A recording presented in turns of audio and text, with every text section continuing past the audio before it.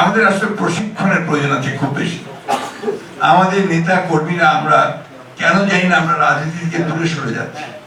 আপনি দেখবেন গতকালই দেখেন আমাদের দলের প্রতিষ্ঠাতা রহমান সাহেবের জন্মদিবস পালন হলো, তাই না? এখানে আমাদের যে কর্মীরা আসে স্লোগান নিয়ে, একটা পতাকা নিয়ে আসে, সাধারণত ভাইদের পিছনে আসে, এসে সেই ভাইদের পক্ষে স্লোগান দিয়ে থাকে, তারপরে স্লোগান দেয় পূর্ব পশ্চিম উত্তর দক্ষিণ। এটা রাজনীতি না। This cannot be politics. দেখুন, রাজনৈতিক কর্মীর বুক থেকে এই ধরনের স্লোগান আসা উচিত নয়। সেখানে কত ব্যাংক্রাপসি, একটা দেউলিয়াপনা হতে থাকে রাজনীতি, সেটা বোঝা যায়। আমরা এই জায়গাটাতে আমাদের একটা চরম দৈন্য আছে, এখান থেকে আমাদের বেরিয়ে আসা উচিত।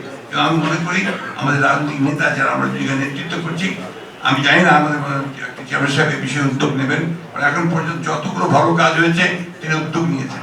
আমার মনে হয় এই কাজটা তাকে উদ্যোগ নিতে হবে, এখন কম্পালসারি করতে হবে প্রত্যেকটি উপজেলা এবং জেলাতে রাজনৈতিক প্রশিক্ষণ। এটা খুব জরুরি করতে হবে, এটাকে কম্পালসারি করতে হবে।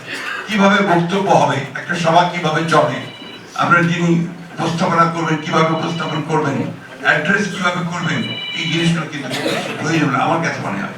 এই যে একটা প্রবণতা চালু হয়েছে, আমি টুকু সাহেবের দৃষ্টি আকর্ষণ করবো, আমাদের যিনি এখানে প্রচার সম্পাদক আছেন, প্রত্যেকের নাম বলতে হবে, যারা উপস্থিত আছেন তাদের নাম বলতে হবে। এটার কোনো অর্থ হয় না, অর্থহীন একটা ব্যাপার, সময় ক্ষেপণ করা ছাড়া আর কোনো কাজ নাই।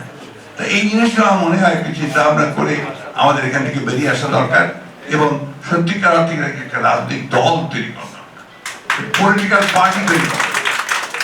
এখানে অনেকগুলো ভালো কথা এসেছে, আমাদের একটা বড় কথা আপনাদেরকে আমি গতকাল চেয়ারম্যান সাহেব বলেছেন, আমি আবারও বলছি, আমাদের কিন্তু এখন সত্যিকার অর্থেই একটা আদর্শ রাজনৈতিক দলে পরিণত হবে।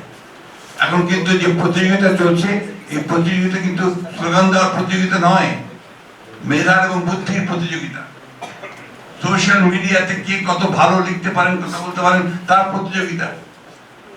টক শোতে কে কত ভালো কথা বলতে পারেন, কত যুক্তি খণ্ডন করতে পারেন, তার প্রতিযোগিতা। এই বিষয়গুলো মাথার মধ্যে রাখতে হবে। আমরা শুধুমাত্র স্লোগান দিয়ে কিন্তু আমরা এই সামনের আরো সামনের যুদ্ধ জয় করতে পারবো না।